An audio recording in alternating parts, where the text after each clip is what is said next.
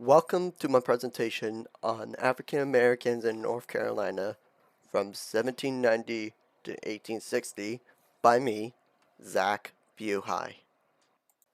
So what to expect with this presentation is to see and learn the history of North Carolina before and during the time frame, the census data of North Carolina's population and slavery, and what it was like to be an African American in North Carolina. So before we can go on and talk about North Carolina's slavery slash African American life, we have to talk about how North Carolina came to be. So Indian tribes like the Cherokee, Catawba, and the Turuscoa, sorry if I mispronounced names, inhabit this region and still do after a bit. I'll be going over this later on in the presentation. King Charles II granted the province of Carolina to 8 English noblemen known as the Lord Prohibitors.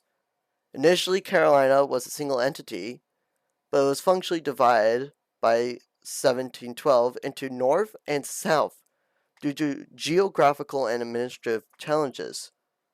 Those challenges include like mountain ranges, which will be important later on, and different opinions on slavery and other politics. The growing discontent with British rule led to North Carolina, like other colonies, towards rebellion. The Halifax Resolves, adopted 1776, was a pivotal document advocating the independence from Britain. This area will also be mentioned again later on, so keep note of it. In 1789, North Carolina ratified the U.S. Constitution and officially became the 12th state to join the Union. Congratulations! Now, on to the census information. So, North Carolina in 1790 census data. The total population for North Carolina is 395,000 citizens.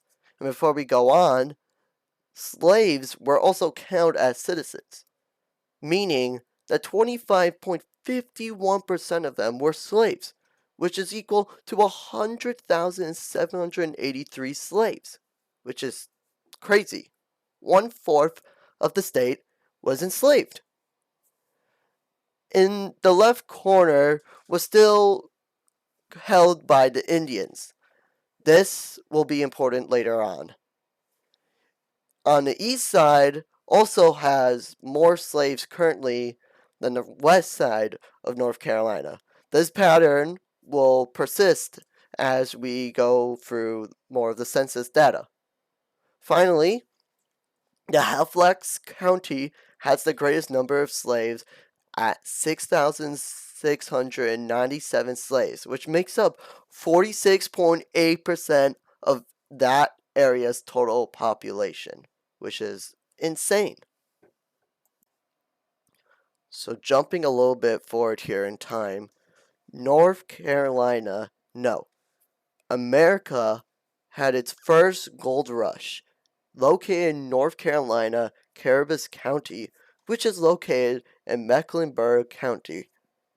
This had huge effects on the demand for slave labor. It created dangerous jobs for slaves, as you weren't going to entirely make it out of those mines, and it didn't really care if you made it out or not, as the gold that you would return with could just pay for more slaves. And certain slaves would have special roles. For example, certain slaves could be better at dishing out the gold or just be good at mining. Depending on what job a slave had as well, would either be worth more or less.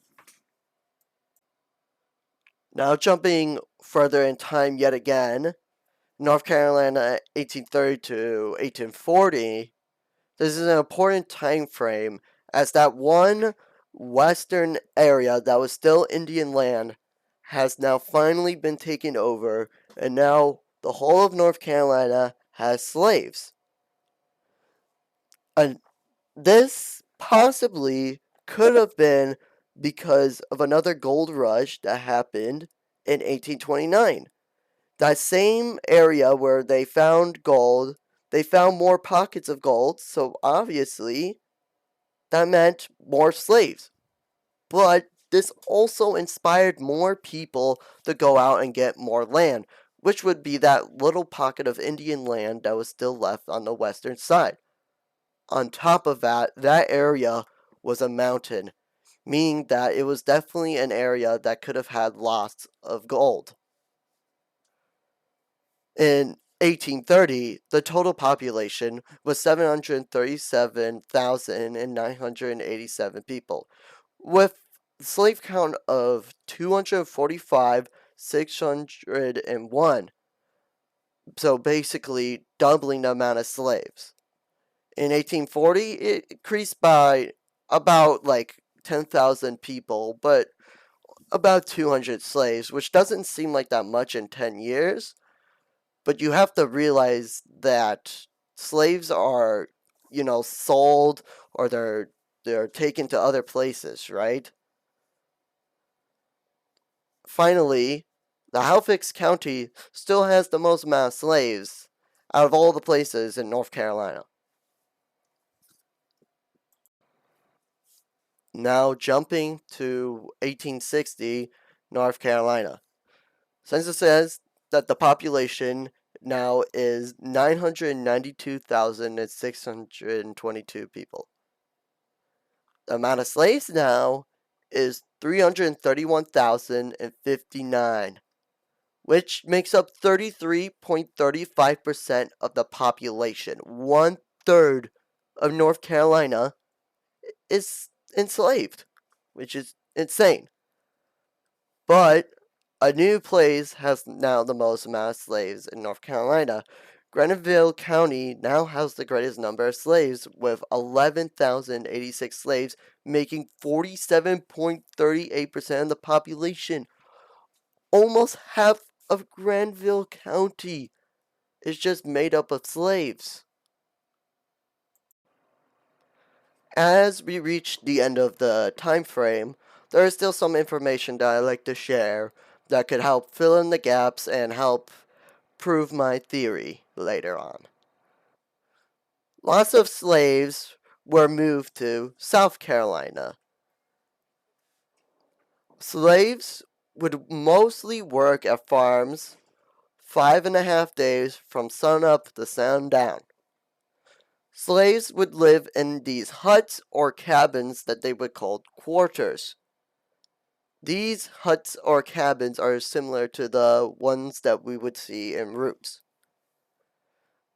Quakers, who are part of the Society of Friends, and their symbol is up there on the top right, have a long history in trying to free slaves. The reason why there's always been less slaves on the western side of North Carolina is because of the Quakers slash Society of Friends. Their influence can be seen there. Slaves were pushed to have kids and marry in order to create more slaves as they owned them. Therefore, whoever they make, they also own. This is also another thing that we've seen in Roots. Finally, traffickers would often sell slaves locally via them chained up, and a lot of them were located on the southern side of the state. This is presumed how they would mostly sell slaves to the southern side or southern Carolina. So, in conclusion, my theory, blah blah blah. What does this research tell me about the history of African Americans in North Carolina? I believe that it was the greed, the gold rush, and the cotton that caused African Americans to heavily be enslaved and traded around in North Carolina. Already in North Carolina, slavery wasn't exactly a huge thing. as could be seen from the Quakers' influence on the west side and how it took all the way to around 1830 and 1840 for all of North Carolina to be enslaved and taken.